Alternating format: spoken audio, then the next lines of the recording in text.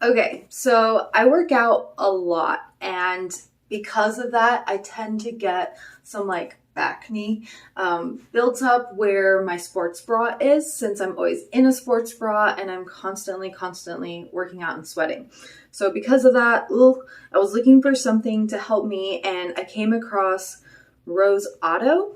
I had no idea that this stuff actually helped with acne on top of like boosting your libido and like helping reduce anxiety. Like, I'm like, why have I not heard of this stuff before? It's kind of like a wonder smell, I guess, a wonder essential oil.